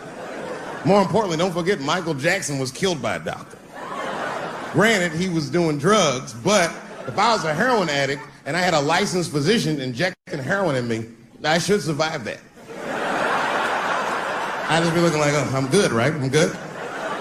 It's not too much, is it? Dr. Butterfingers killed Michael Jackson. After that, I was like, fuck going to the doctor. The fuck am I getting my kids vaccinated for an old-ass disease like measles? This is ridiculous. You might as well give them a diarrhea shot if you're so worried. Diarrhea has a bigger body count than the measles do. You know, diarrhea is funny today, but 100 years ago, if your ass had diarrhea, you were a goner. There was like a 0 chance of survival. You get that first squirt, uh-oh. Better start getting my affairs in order. But I don't have much time. It's diarrhea. It's very serious. You just watch your buddy slowly die in a pool of his own shit. I give up diarrhea. Nowadays, your buddy will just be like, oh, well, you got diarrhea? Just eat a banana, nigga, drink some water, let's get to the club. Still make last call. Tough time for the blacks.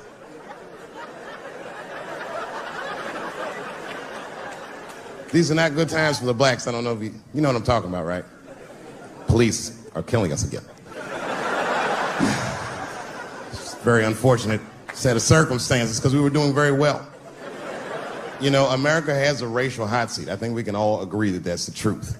And we can also agree that that hot seat is traditionally occupied by African Americans in general, African American men in particular. Although I can see that in recent years, that seat has been occupied by Mexicans, and I dare say Arabs. And we, the black Americans, would like to thank you both for your sacrifice and your struggle. We needed a break. We needed a goddamn break. We all go through something, but at least I can leave my backpack someplace. If you Arab and forget your backpack, you got about 20 minutes before they send that robot to blow your shit up. Fuhad. Now ISIS is #1 on the terrorist charts. And ISIS is fucking scary. Because if ISIS catches you, they're going to cut your head off. That's what they do. I've seen them do it on YouTube. It was fucking awful. He looked right in the camera and say, Obama, I am back. I saw that shit. I said, oh my God. Don't like.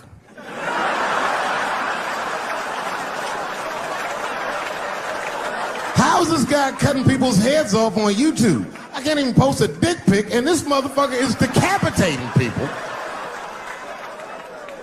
I'm gonna have to change my settings. You know, everyone has it hard, but I think harder than black people and harder than Arabs and harder than Mexicans, you know who has it the worst? Fat black people.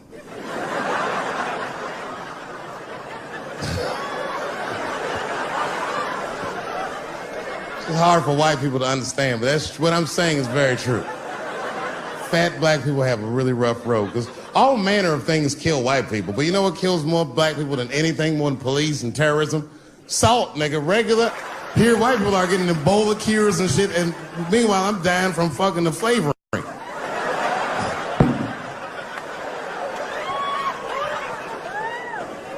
Look, honestly, I'll stop talking about it.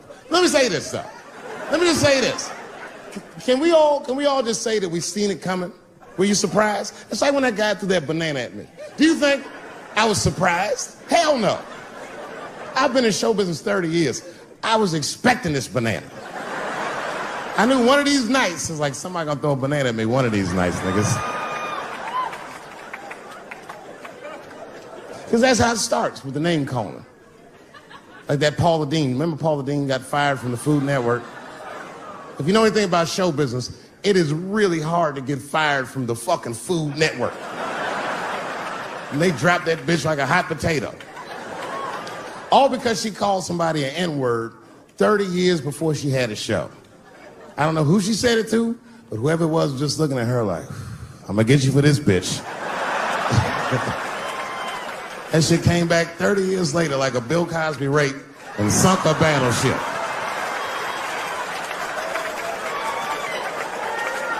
And every black person was mad, but we weren't like that mad. I was just like, well, how's this bitch gonna call me a nigga when she taught me how to fry chicken? That's not fair.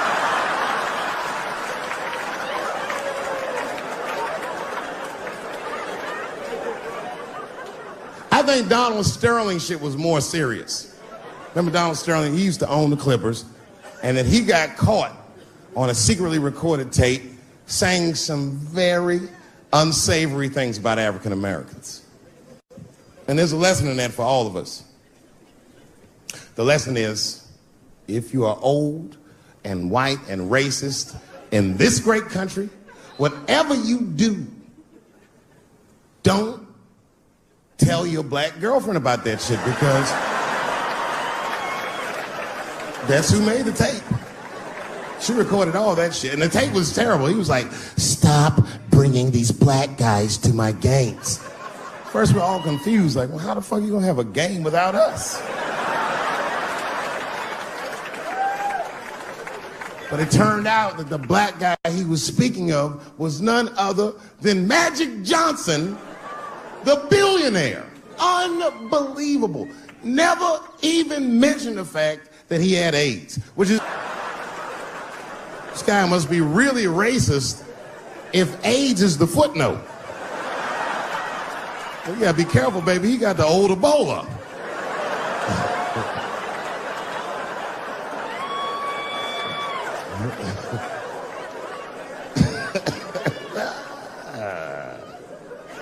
You can say what you want about that girl, but I'm gonna tell you right now, she is a goddamned hero.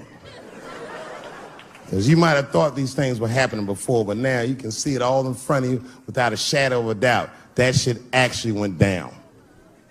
She sucked that old guy's dick. She really took one for the team on that one. It's really gross. This dick is like 80 years old. It's like tasting history. Like 5 wars on it, civil rights movement, the Great Depression. This guy's been fucking from 40 years before Bill Cosby's first rape. This is a very old man. It's a very old penis. But all that shit is still, it's just name calling. Like, name calling does not break the modern black man. That's not gonna do the trick. I don't give a fuck about that. Like, if I went to Kentucky Fried Chicken, Ku Klux Klan, hood on top of their head, what do you think I'm gonna do in this day and age? Run out Kentucky Fried Chicken? Not if I'm hungry.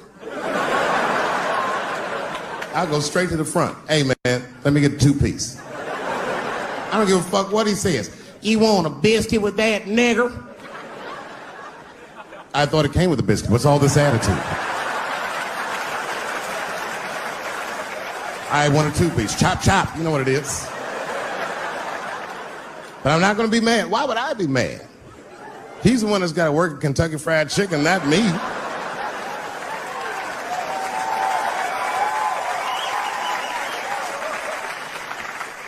Well, how about this? What if I lived in Austin and I had a white girlfriend? It's possible in Austin. As a matter of fact, some people say it's necessary, but that's not the point. And me and my white girlfriend at home one night and we're just doing what lovers do. Maybe she's butt naked and she's down on one knee giving me a hand job. I love a good hand job. And she's really jerking me off. You know, getting her obliques nice and tight. I got a huge dick, so she's like, And I'm like, wow, this really feels wonderful. I think I'm gonna come. Nigger. I know, that's a tough one. But what do you think I'm gonna do? Hey!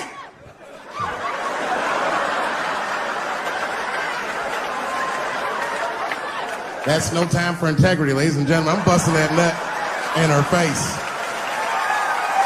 I'll sort through the ethics later. But I'm what they call a man of his word. If I say I'm coming, oh, I'm coming. I don't give a fuck what happens. God forbid somebody could shoot me. If I say I'm coming, it's still like, oh.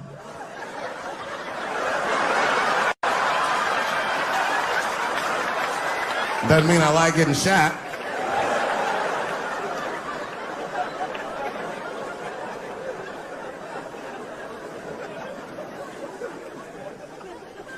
Boy.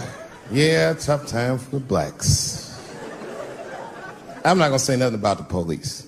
I'll leave that for Chris Rock.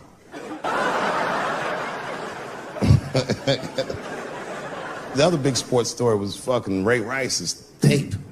Anyone see that Ray Rice tape? I can't stop watching it. It's fucking awful. It's the most violent thing I've seen happen to a woman that was shot in color. Really fucking bad. Like, if I could have froze time at that moment and gave Ray Rice some advice, I don't think there's any way possible I'd be like, you should punch her in the face. It's a fucking terrible idea. At the same time, I also believe she shouldn't have rushed him. What the fuck was he like? Yo, you can't beat him. It's don't rush a motherfucker that's trained to stiff arm people in the clutch. He's gonna get the upper hand.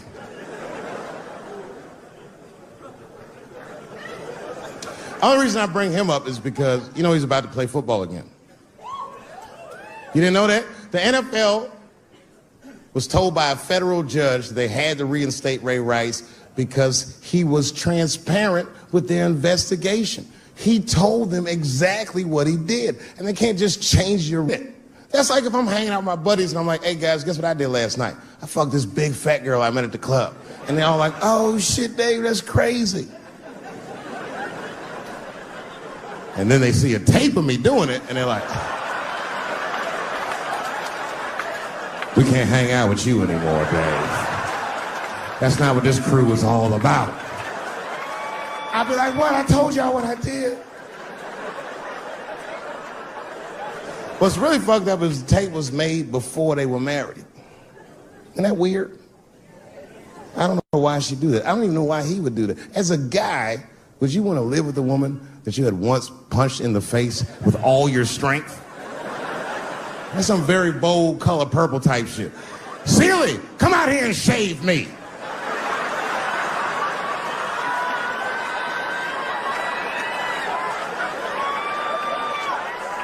You out of your fucking mind?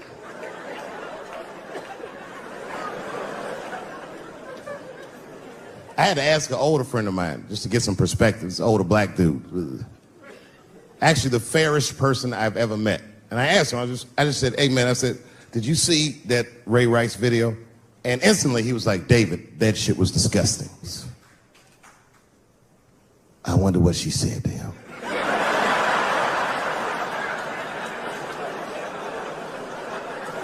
I don't think that matters. I think the idea is you're not supposed to punch her in the face. My wife says terrible shit to me. My wife once called me a pussy in front of dinner guests. I know, I started to get mad, but then I was like, fuck it, she's probably right. I am a pussy, I admit it. I'm soft and warm and persuasive like a real pussy. Right.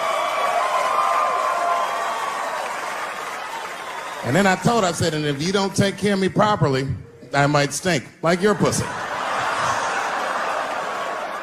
Oh, we fight dirty, the Chappelle household. It's not a big deal. No. If you want to get to the bottom of a matter of the heart, what you're supposed to do is ask a woman. Now, actually, there's two women that I know. They're both college professors in this little area I live in. And I meet them twice a week at Starbucks for coffee. Talk about important shit. And I asked the girls, who's Ray Rice? After he punched her in the face with all his strength. And one of my girlfriends said, David, you need to wake the fuck up. She's staying for the money. Well, now, wait a minute, because my other girlfriend was like, I disagree. I think that she actually loves him. And I said, wait a minute, ladies, you know what? I think that you're both right. And what I was doing when I said that was preserving the possibility of a threesome with these bitches.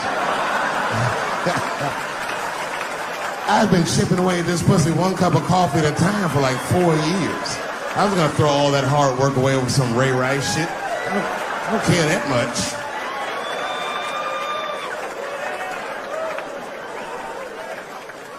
I'm just being real. It's fucked up, man. It's a tough time for the blacks.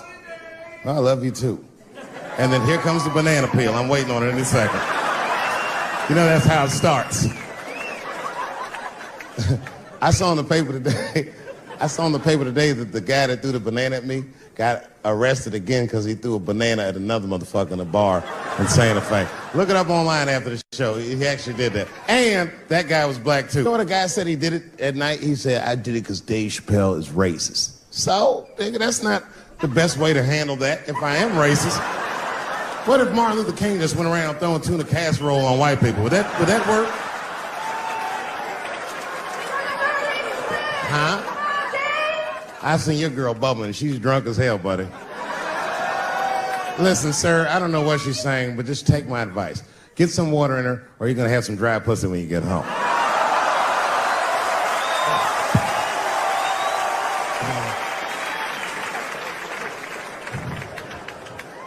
His dick's gonna be shaped the fuck up tomorrow. Santa Maria. Who got a cigarette in here? Anyone got a cigarette I can borrow? Yeah, you fella. Yeah, please. Well, let me see this. This is a Marlboro menthol. This could have been anybody. If it was a Newport, I'd be like a black dude threw that up. But a Marlboro menthol, that's one of them riddles.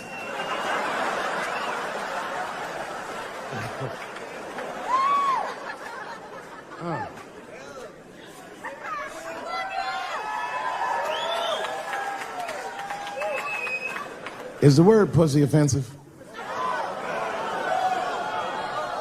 All right, just checking. I asked that crowd when we was in Denver, I said, is the word people? One was a woman in the front. She's older than me, maybe around my age. Definitely a feminist.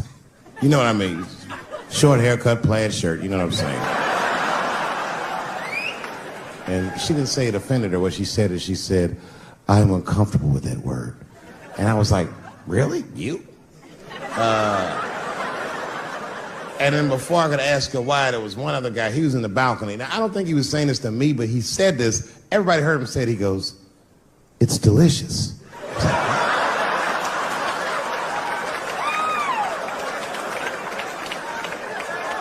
I don't think I've ever heard pussy called delicious before in my life. Now, this is not to say that it's bad, but it's definitely an acquired taste. I don't think any of us tasted pussy our first time like, it's good. It needs something.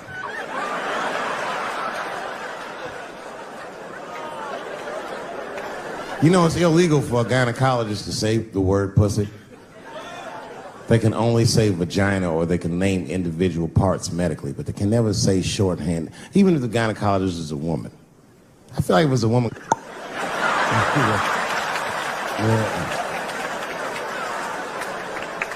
I don't think men should be allowed to be gynecologists. That shit is a conflict of interest. Even when my wife was pregnant, we used to go to the gynecologist. And he'd put her legs up in that stirrup like this. He'd be like, all right, Miss Chappelle, just try to relax. I push it back up, motherfucker, I got this. Just tell me what to look for.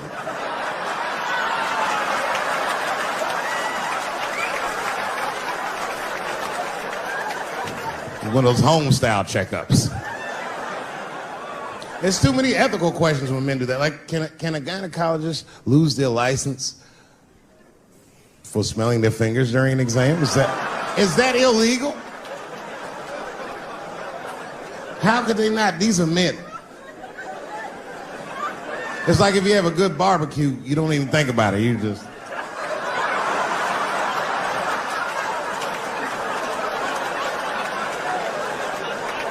The word pussy is only offensive if you're older. People my age and younger, I don't think we dance to that shit. That song come on the radio, say, I beat the pussy up. That's not a song. It's like nothing like a love song. There's no tracks of his tears, no midnight trains to Georgia. This man simply beats the pussy up. Unbelievable. You don't even know if he's having sex with these women. They might just pull their pants down. He'd be like, bah! G-Unit.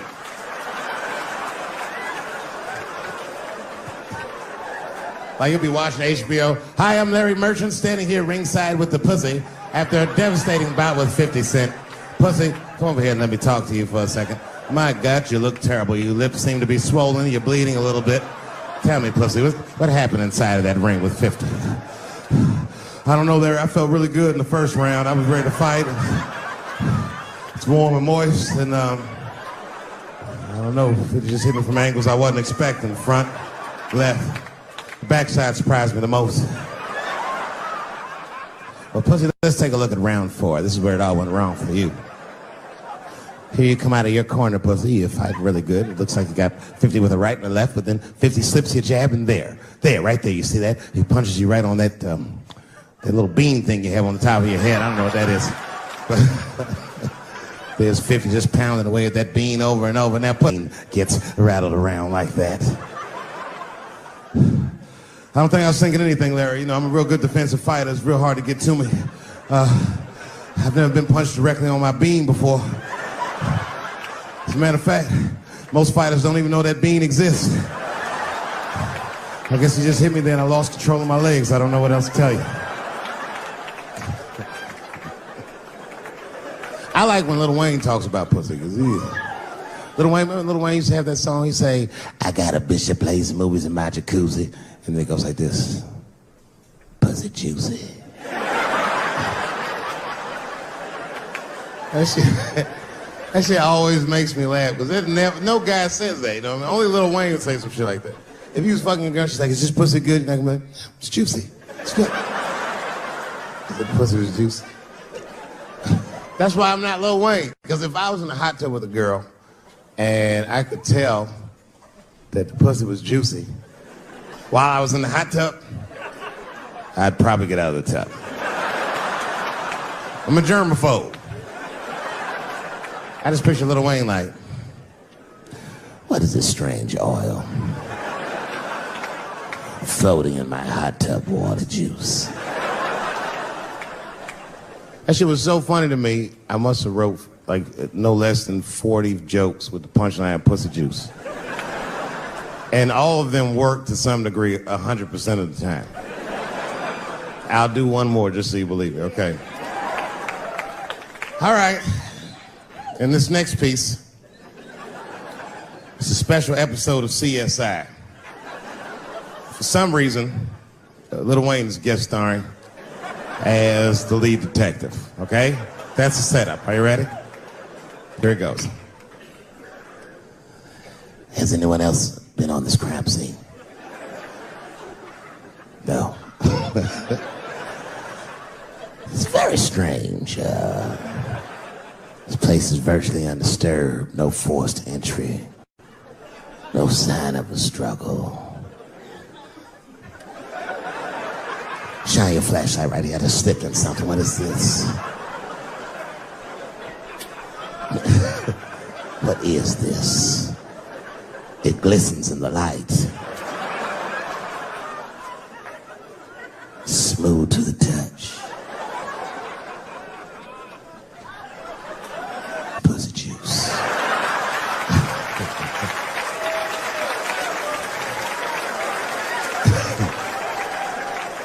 She must have been sitting Indian style. 39 more where that came from.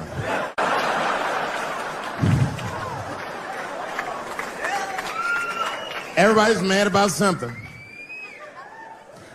Recently, I got attacked online by some gay bloggers, and it hurt my feelings. I have no problem with gay people, but I fucking hate bloggers. I'm not saying it because this person was gay. They was acting like a bitch online. They was like mischaracterizing my jokes, trying to make a point off of me, when it's really, it's like, yo, I'm your ally, motherfucker. I'm not trying to stop gay people. I got better shit to do. This motherfucker was saying things to try to get gay people to beat me up. Seriously, he was like, Dave Chappelle's jokes. I don't know how he actually talks when he's making his voice up. Dave Chappelle's jokes were an affront to the manhood of all gay men. What the fuck does that mean? I didn't say anything that would allude to gay men not being men. I know you men. In fact, what could be manlier than fucking another guy in the ass? It's the most gangster shit I've ever heard of in my life. I told you I'm not cut out for that. I'm a pussy. You know what I said? That's all I said. First of all, I'll tell you right now what I said. And I will tell you that this was not a joke. It's a true story. And I just happened to tell it. All right, what happened was I went to a gallery party, all right? I don't know who in here has ever been rich before, but these are very nice parties. You know, wine and cheese and ball of conversation. And there was a few eccentric types, one of which was a very wealthy man that happened to be wearing a dress. I don't know what you call him, man. This is a tranny or a drag queen, perhaps. Whatever it was definitely a man. And this man was definitely on drugs. I don't know what kind of drugs he's on, but I knew he had too much. He didn't look good. It's like this. He's like, he looked sick. And all his friends were standing around him, concerned, trying to revive him.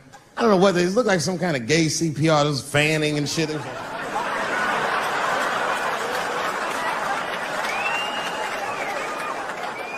I saw all this from a distance. Now, I should have minded my own business, but I got curious. I was like, oh.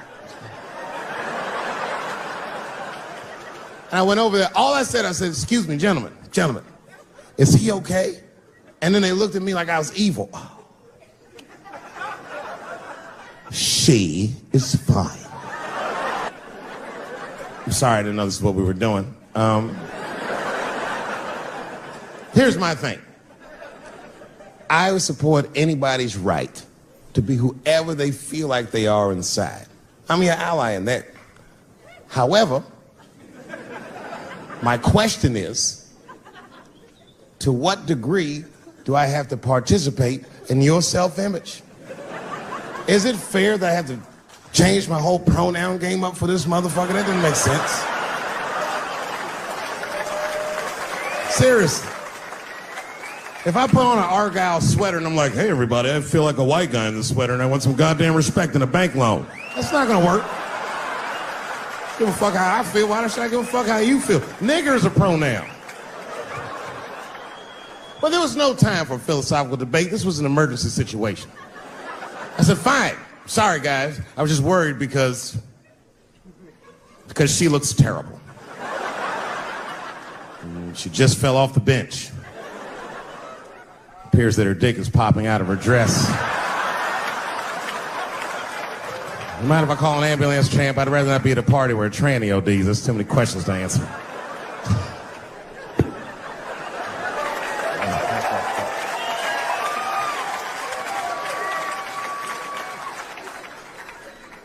Okay, I've been through this before. I had a friend from high school. Now, in high school, this guy was a thug, right? He was a fucking dope boy. He did it all. He's a wild dude. People used to be very scared of him. And then after high school, word on the street was he'd come out the closet. I personally didn't believe it. I bring him up because last year, he calls me out of the blue like, yo, what's up, man? I got your number from so-and-so, and I heard you're going to be in New York doing a show. Could I get some tickets? I was like, fuck yeah, get some tickets, man. How you been? He said, well, we'll catch up at the show, man, but yo, I appreciate it. I'll see you soon. I said, all right, man, take care. And I was about to hang up, and I couldn't resist. I was just like, hey, nigga, I heard you was gay. What's going on with that?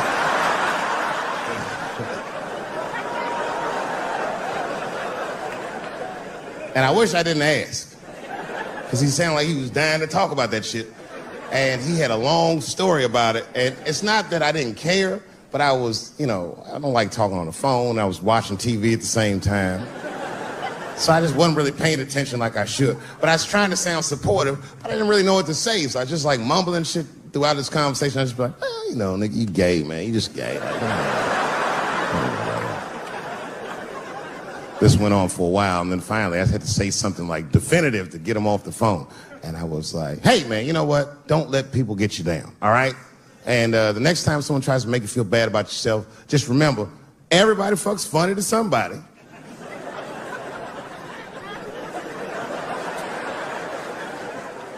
He didn't like that shit. He's like, what the fuck does that mean? I said, huh? He said, you saying I fuck funny, motherfucker? I said, no, that's not what I'm saying. I'm saying everybody's different. He said, you ain't say different, nigga. You said funny. What's so fucking funny about the way I fuck? And I said, hey, man, I fuck feet. He said, what? Oh, this is not a joke, ladies and gentlemen. I get women to squeeze their feet together like this, and I fuck them right in that little space in their feet. But you can't build a community behind that shit. There's no flag for us. That shit made him laugh. And the next day, after the show, I saw him backstage. He was like, yo, what's up, man? I'm like, oh, shit, what's going on? And he had his buddy with him. He goes, Dave, I want you to meet Manuel. Manuel's my fiance. We're in New York getting married because it's legal here. I said, well, gracias. And he went to go get some drinks. And then my buddy looked at me. He was like, so, Dave, what do you think? And I started mumbling again. You gay, nigga. You just gay. He said, yeah, I'm a little nervous about getting married, man. It's a big step. I said, yeah, it is. It's a big step. He said, well, you've been married for a while. You got any advice for us? No, I'm married to a woman. Sorry about that. And he corrected me. He said, no, you married the person that you love. So it's essentially the same. I said, man, the problem with that statement is that it makes the assumption that I love her. But